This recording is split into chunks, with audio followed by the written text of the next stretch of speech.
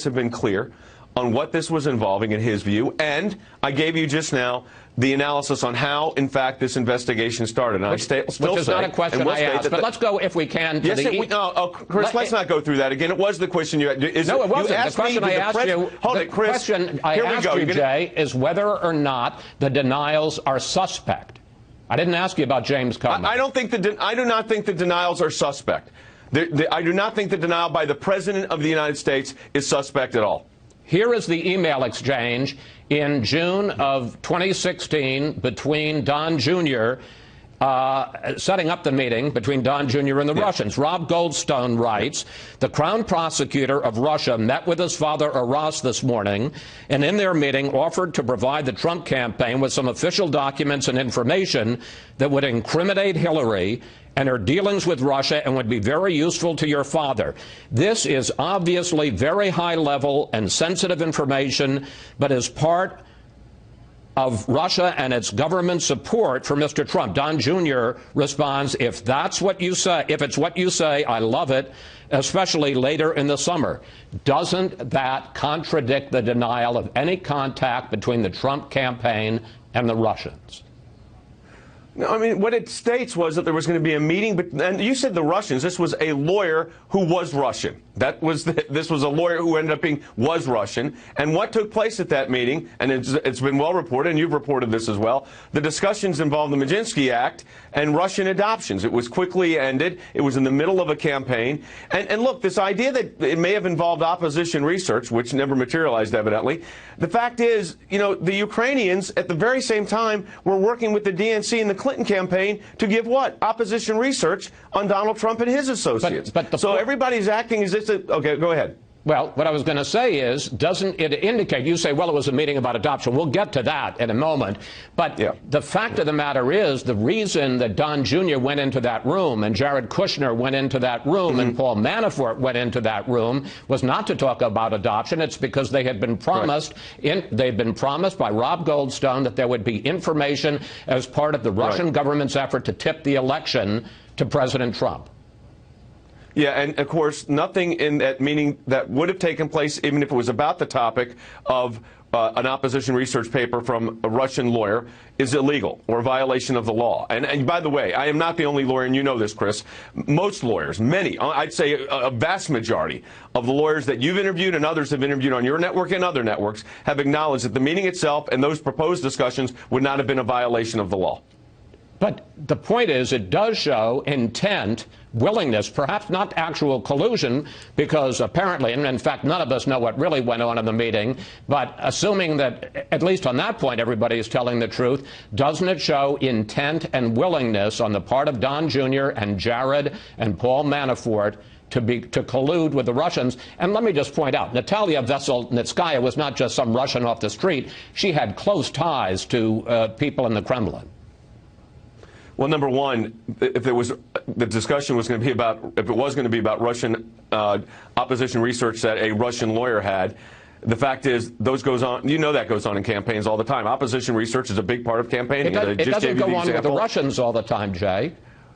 Well, no, but look, here's what happened. First of all, nothing happened. There ended up being no exchange of information. But in and of itself, that meeting, the relevancy of the differential that you're just put forward, the relevancy of whether it was a Russian lawyer or other individuals that Donald Trump Jr. knew, the fact is what took place during that meeting, even on the basis of these emails as Donald Trump Jr. laid them out, were not violations of a statute. And so when you talk about Russian collusion, colluding to do what? Colluding to violate what law?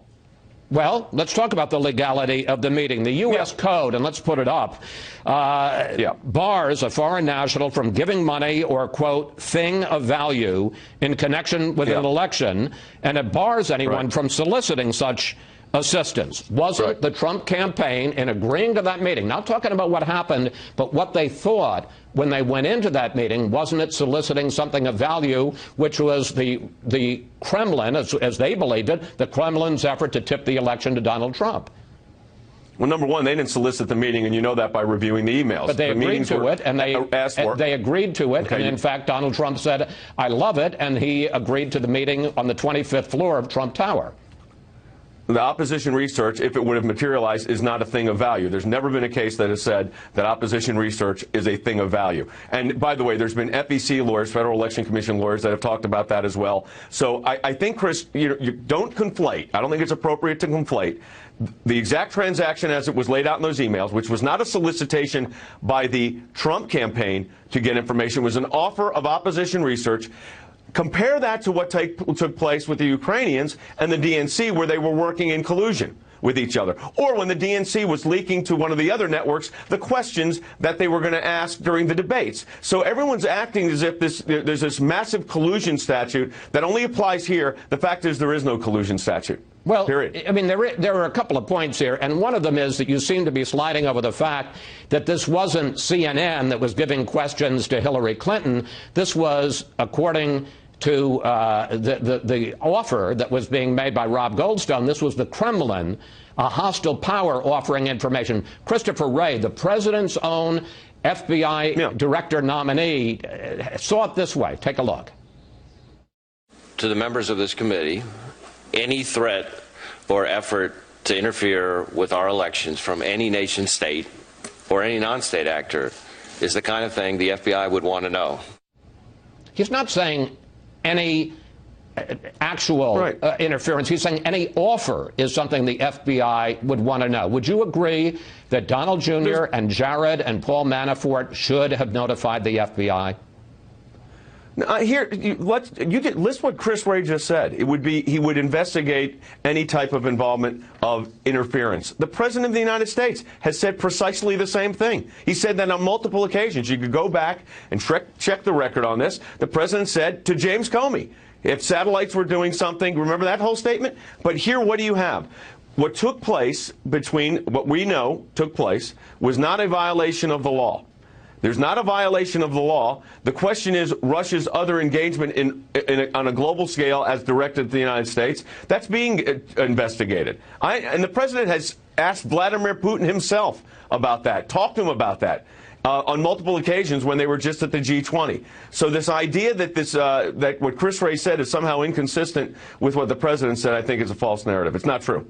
They're not inconsistent statements. Go ahead. You began this interview by going after James Comey for leaking information, for writing a book. In our last interview last month, you were sharply critical of James Comey, and I want to play some of that for you. I can't discuss that and would not discuss that with you. Unlike James Comey, who leaks information to the press, I actually respect the attorney-client privilege. Apparently he did not. Jay, you said that a couple of times in that interview. Let me ask you, what attorney-client privilege exists between the president and the FBI director? Well, there's the presidential executive privilege, and there's the deliberative privilege. So there's two privileges that actually apply there. You would agree there's no attorney-client privilege? Well, James Comey's an attorney. But in the case of his conversations, he's not acting as an attorney. He's acting as the FBI director, and he doesn't work as the personal. He doesn't work as the personal attorney for the president. No, of course not. Well, okay, so that. But he held it, Chris. I want to be clear. He has an executive privilege. No one denies that there was a privilege that existed between the President of the United States and James Comey willfully, without the consent of the White House or the President, released information that was covered by that privilege. But he doesn't. The point I'm trying to make, Jay, is illegal. That when you suggest that James Comey violated attorney-client privilege, that really misunderstands the role of the FBI director. He's not the President's private lawyer. Chris, I have the attorney-client privilege, and that's what the context of what I said. I have the attorney-client privilege. Unlike James Comey, I respect the attorney-client privilege, as James Comey should have respected the executive privilege and the deliberative privilege that he waived, which he had no authority to do, in order to get, evidently, a special counsel and a book deal. One final question. Well, he got the book deal because he got fired by the president. Do you think it's okay that in the book deal, according to the press reports, that he's going to go into details on his conversations with the president? You think that's good? You think that's okay? You know, I ask the questions, you answer them, Jay. Let me ask you one final question. question. You don't want to answer that one. Okay, go ahead. Go ahead. Let me ask you one final question, and I hope you can answer this. Who's paying you and all of the outside lawyers?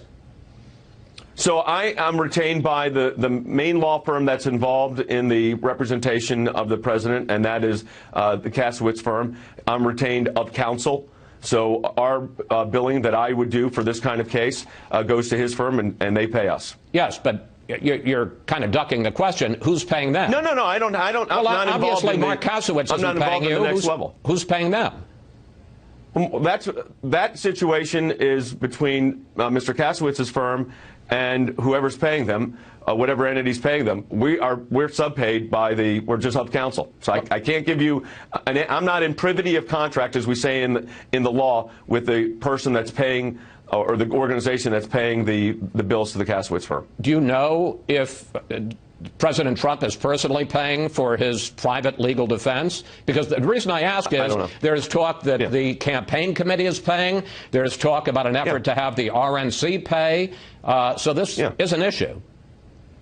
Yeah, but that's none of those would be illegal or outside the norm. I mean, that happens in these cases. I'm just trying I can't answer your question because I don't know. Yeah, well, I'm not in privity of contract, as we say, with the party that's responsible for the actual payment of the bill. I'm just of counsel to the Kasowitz firm for the purposes of this case. Well, Jay, I think it went better than last time, and we're going to still keep trying to get this. Look, I don't mind a good joust. A good joust is all right, even early in the morning.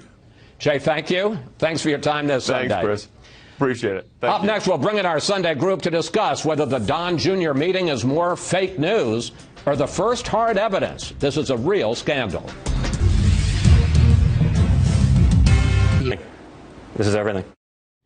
Donald Trump Jr. telling Sean Hannity he had disclosed the full story about his meeting with a Russian lawyer. That was 3 days before we learned there was someone else in the room with reported links to Soviet intelligence.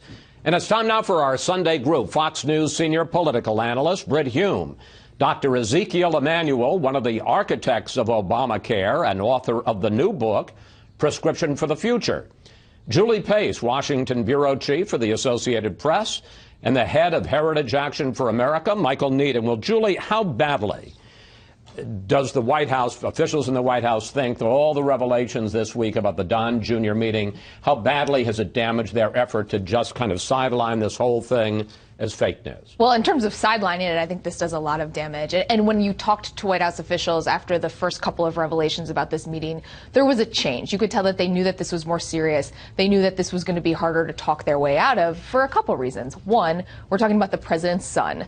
Two, we're talking about actual emails that say in black and white that they were told this was part of a Russian government effort to help Trump. And three, the president's son then released those emails himself. So it wasn't anonymous sources. It wasn't something that they could pit on the intelligence agencies and say that this was coming from disgruntled intelligence officers. I do think, though, that the overall strategy from the White House, as you saw from the president's lawyer, is going to be to fight back, to try to say that even though you see these emails, even though you know this meeting happened, there was nothing there, and to continue to deny that there is any reason for any of these committees and the Mueller investigation to continue. I have an understanding that there really is a lot of disarray inside the White House, that the legal teams, particularly the legal team for Don Jr. and the legal team for Jared, are at cross purposes as to how to handle this, that nobody in the White House feels that they can coordinate, because if they do and talk to the outside lawyers, they're going to end up being called to testify before the committee. And I also understand that there is growing concern about the kind of dual role of Jared and Ivanka. Are they top officials? Are they family? Are they, particularly in Jared's case, potential subjects of an investigation? This becomes very, very hard for a White House to manage. This is really complicated internally because you have people who have interests that are starting to diverge, who are all working in the White House or are related to the president. And they have their own legal teams. And these legal teams are looking out for their client.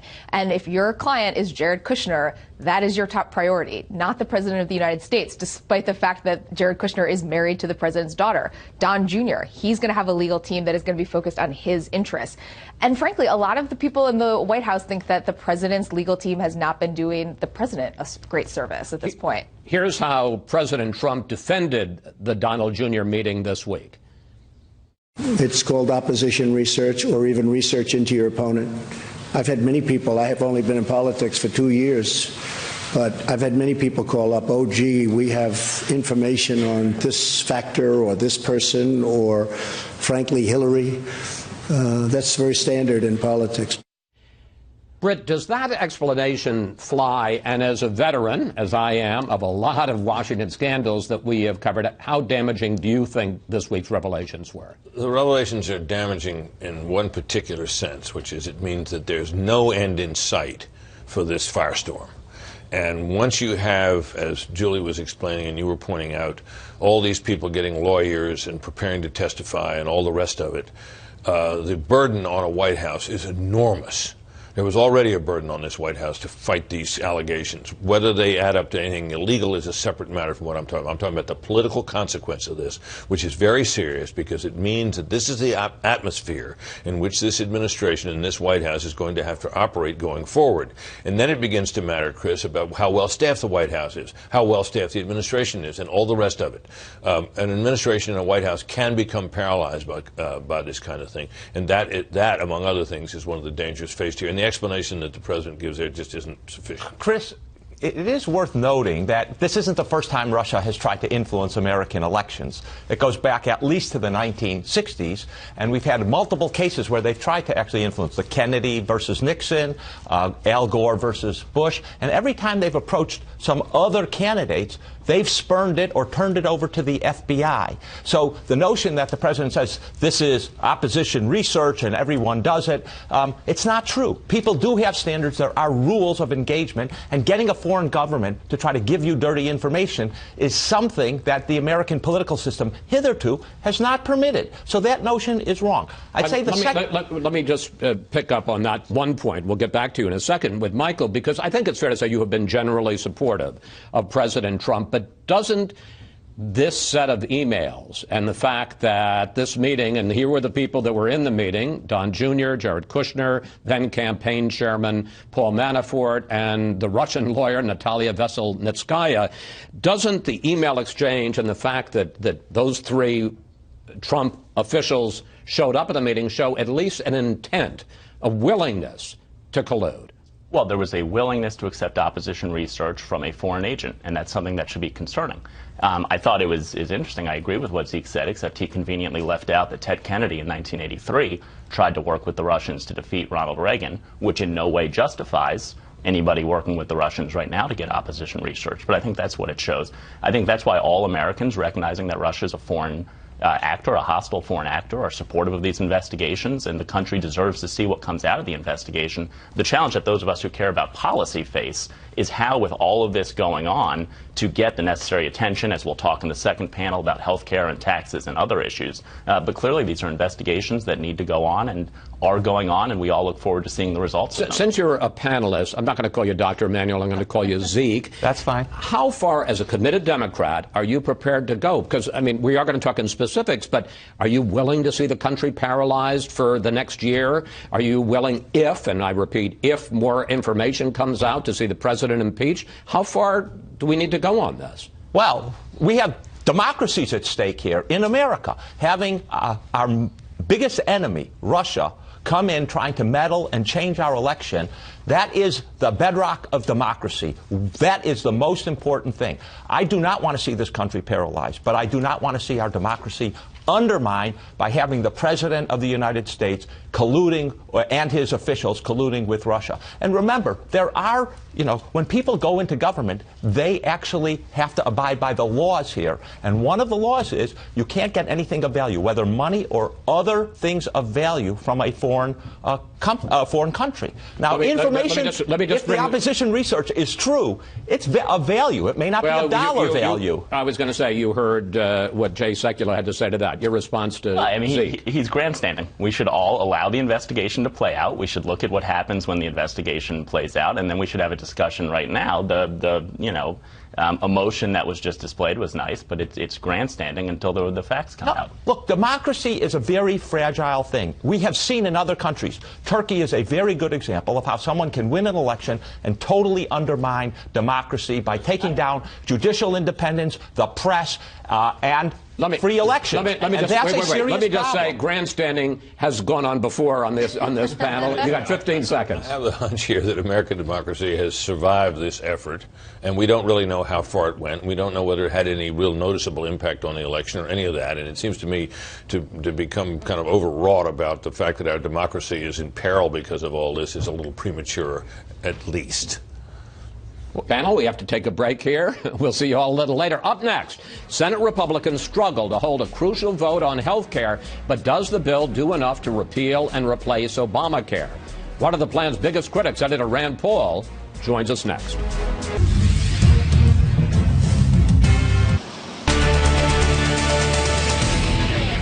A look outside the Beltway at Trump National Golf Club in Bedminster, New Jersey, where the world's top female golfers are competing in today's final round of the U.S. Women's Open.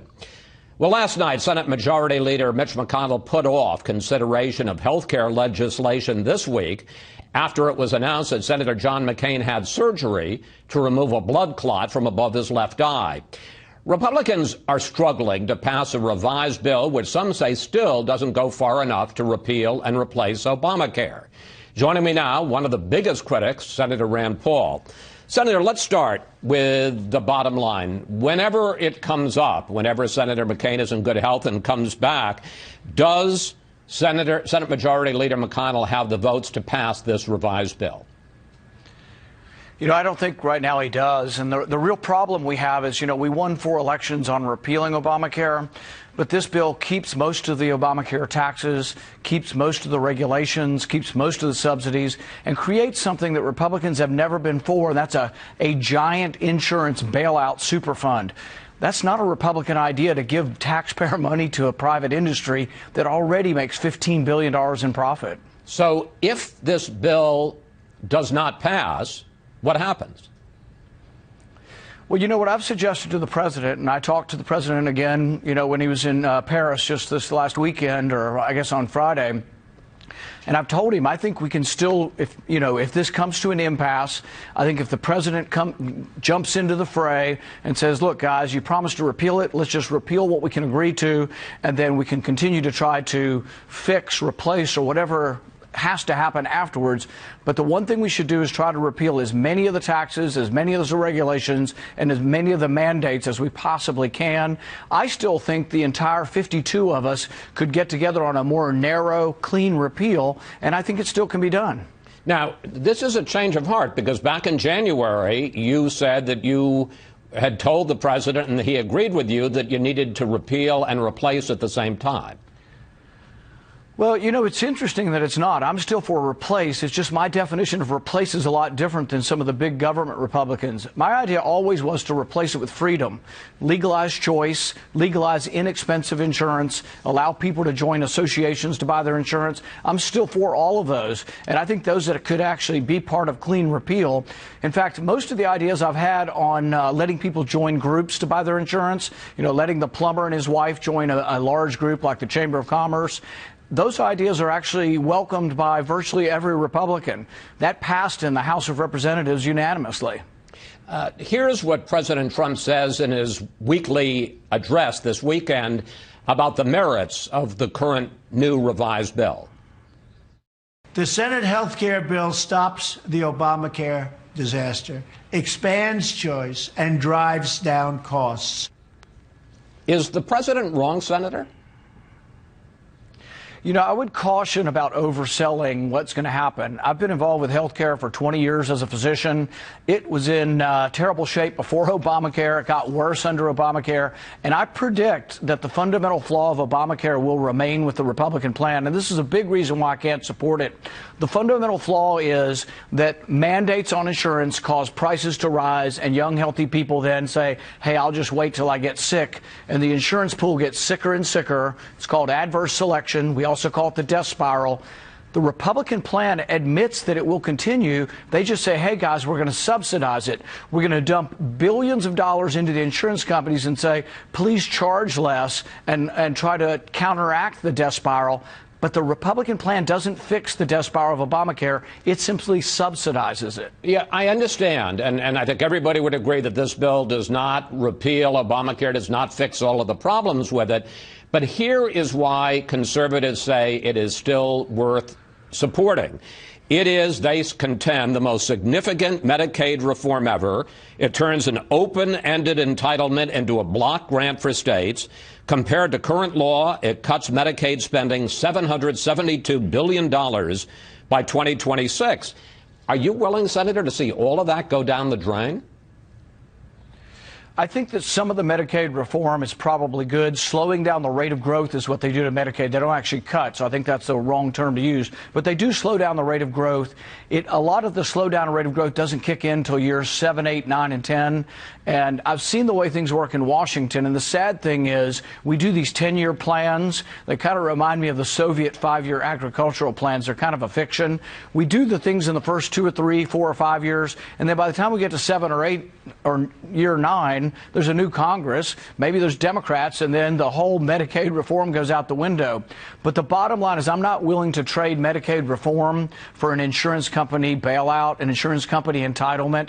They call it a temporary stabilization fund of nearly $200 billion. It's never going away because they do not fix the death spiral of Obamacare. The death spiral of Obamacare will remain with the Republican plan, and that's why I just can't support it as it's written. Now, you say that given the balance of power and the way the votes are lining up, that you'd like to see a straight repeal at this point and then try to fix it later.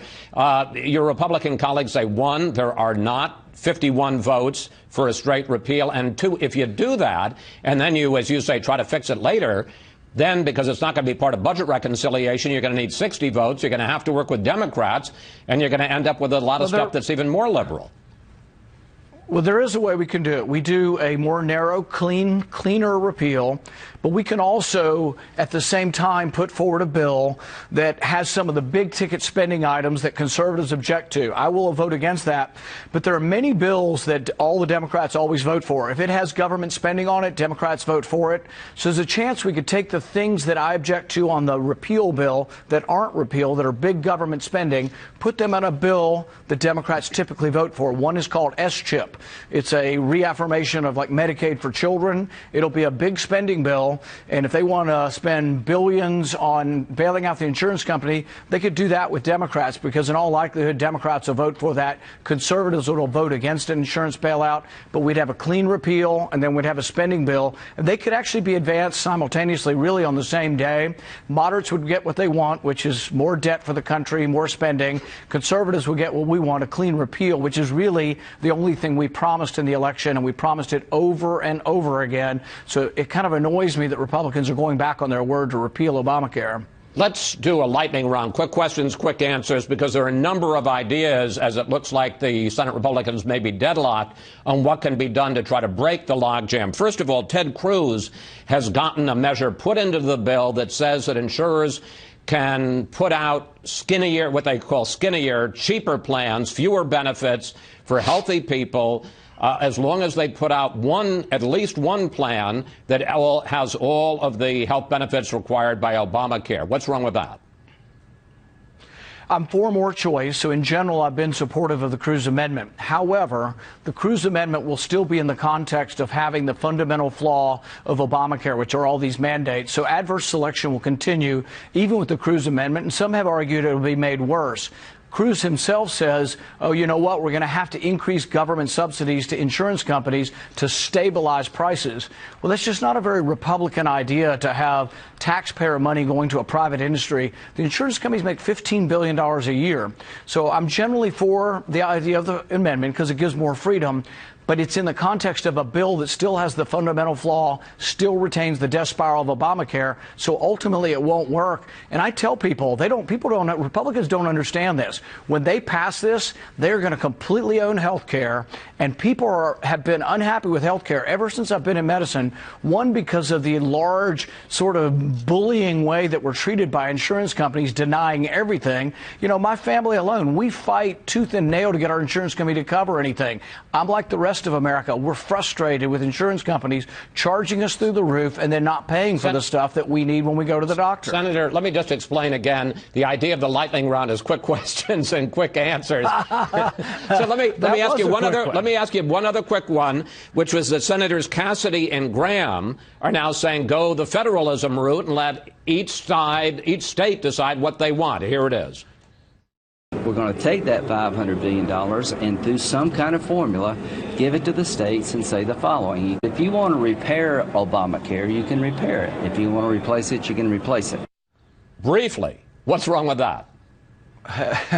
Well, the problem is Obamacare was $1 trillion tax increase. If you tell me it's federalism to increase taxes by $1 trillion, collect them in Washington, and then send them back to be spent by the states, that's not really federalism. Federalism would be devolving the power and the size and scope of the federal government to the states, and I'm all for that. But I think their proposal would, I don't know exactly what it is as far as what it will do with the regulations. Does it wipe out all the regulations of Obamacare? What happens to the regulations? I think it's up to the states. Let me ask you one. It sounds like a non-starter. Let me ask you one last question. I got 30 seconds left for this one. Some of your colleagues say, look, if this goes down, you're going to end up with Obamacare because this is it. It's either this or Obamacare. You'd rather keep Obamacare? I think that the current system is terrible. The death spiral of Obamacare is unwinding the whole system, and it will continue to unwind. But I don't think Republicans should put their name on this, keep part of Obamacare, and then we're going to be blamed for the rest of the unwinding of Obamacare. It's a really bad political strategy, and it's not going to fix the problem. Senator Paul, thank you. Thanks for joining us. We'll watch what happens on the Hill when it finally does come to a vote, and it's always a pleasure to talk with you, sir. Thank you. Up next, we'll bring back our Sunday group to handicap Republican chances to repeal and replace Obamacare. Plus, what would you like to ask the panel about the GOP's revised health care bill? Just go to Facebook or Twitter at Fox News Sunday, and we may use your question on the... I'm sitting waiting for that bill to come to my desk. I hope that they do it. They've been promising it for years. Mitch has to pull it off. He's working very hard. He's got to pull it off. President Trump putting the onus on Senate Republican leaders to fulfill one of his major campaign promises to repeal Obamacare. And we're back now with the panel. Julie, I got to say, I was struck by the president saying that he's sitting there at his desk waiting for the bill to come there. I know he's made a few calls, but this sure seems different from Ronald Reagan or Bill Clinton actively lobbying, bringing people in. I mean, am I wrong, or is... You're not wrong. There is not a lot of hands-on effort happening by the president, certainly on the details of the legislation. He's made a couple of phone calls. He has done a few interviews where he's talked about this. But when it comes to the actual policy details in this legislation, it's a hands-off strategy. But frankly, Republicans are not that upset about it. They actually would prefer that he not start meddling with the details on this. What they would like to see him do, though, is try to use the bully pulpit that he does have, the audience that he does have on Twitter, to sell the bill.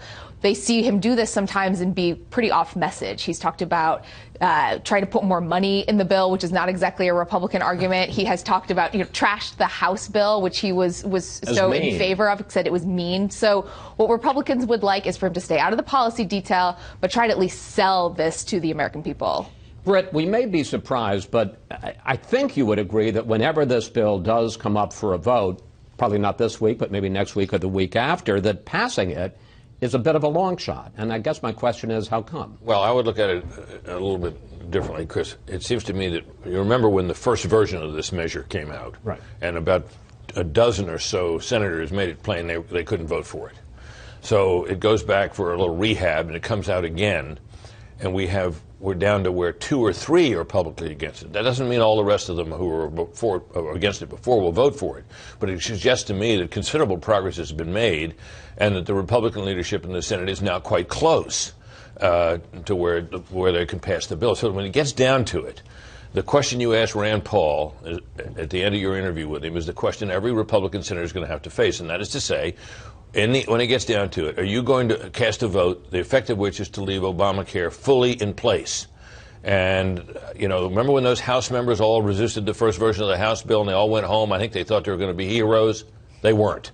And the result was, with fairly minor changes, that bill ultimately passed. I think there's a significant chance that will happen here as well. In the time that we have left, I want to try to drill down into the relative merits of the current system versus the revised Senate bill. And here's what President Trump had to say this weekend. We are very, very close to ending this health care nightmare. We are so close. The legislation working its way through Congress provides the choice and control people want, the affordability they need, and the quality they deserve in health care.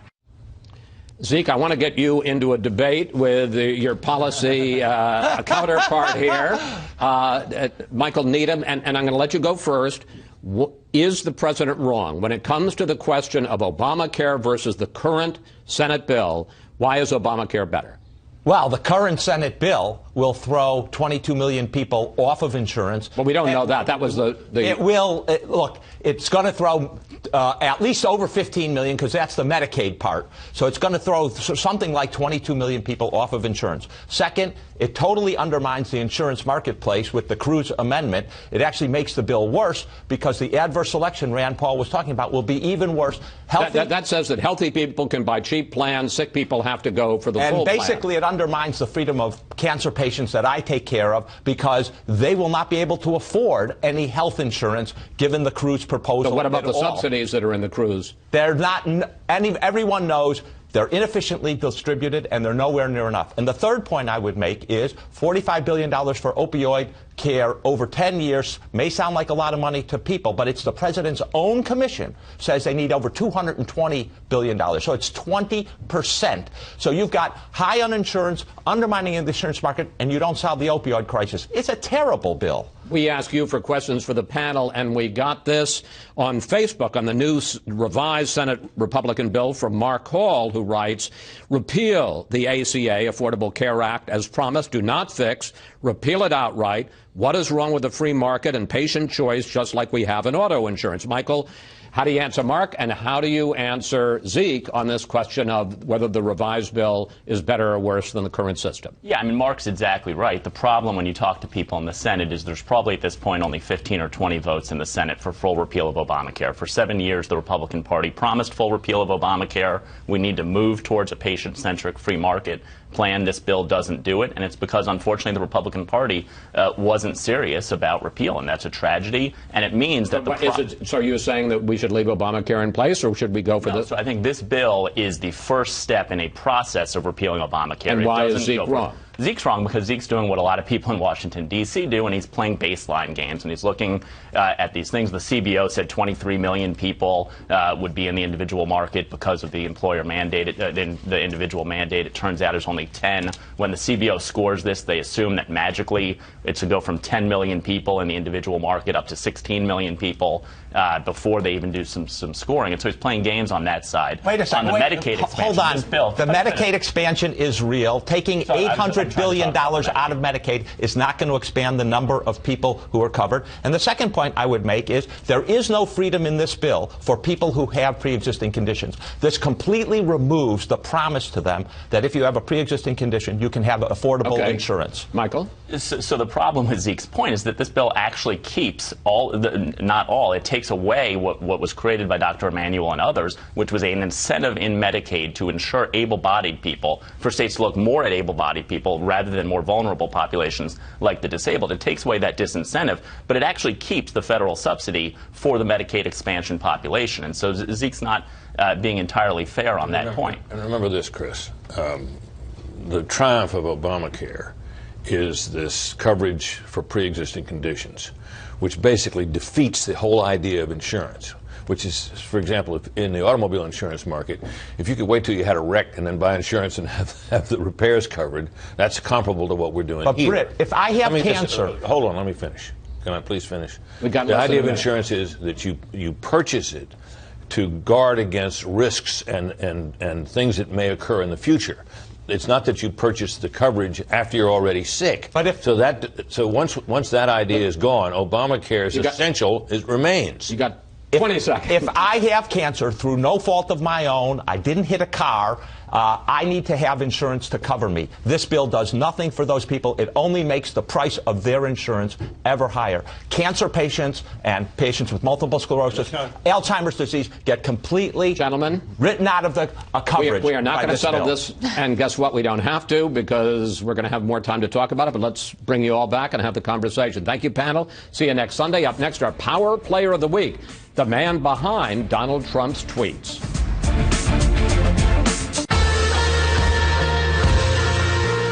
Remember when President Trump took office and people wondered whether he would give up Twitter? Well, as we told you back in February, that was never a question for the president and one trusted aide. Here's our Power Player of the Week.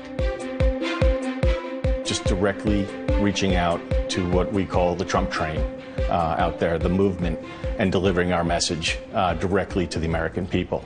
Dan Scavino is describing his job as White House Director of Social Media, getting Donald Trump's message out unfiltered by the press or anyone else. When the president took office, there was some question whether he would keep tweeting. Let me ask you, should I keep the Twitter going or not? Keep it going? I think so. And why not? Mr. Trump now has 113 million followers on 8 different White House and personal platforms. How important is that it's his authentic voice reaching directly to his supporters?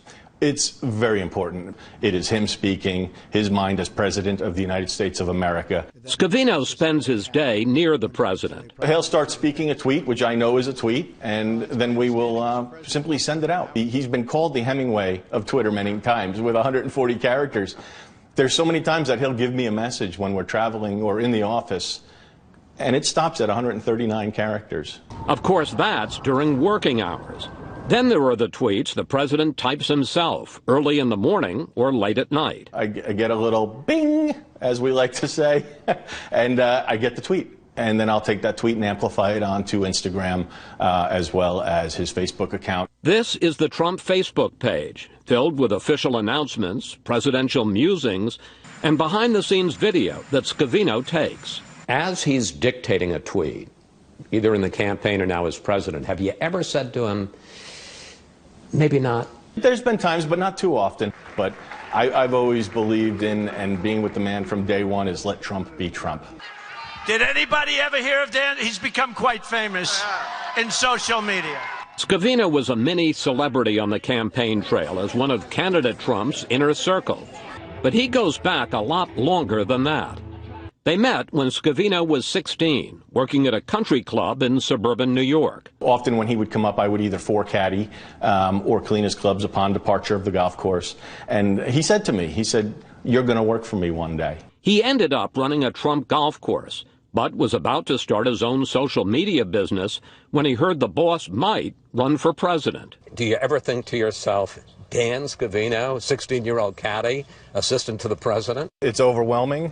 It's surreal, but we're here, and we're here to serve the American people. Now Scavino spends more time around Donald Trump than almost any member of his staff, in a relationship that's close to family. He knows I'm there for him. He knows I have his back. Everything we've been through, nobody is taking more incoming than Donald J. Trump.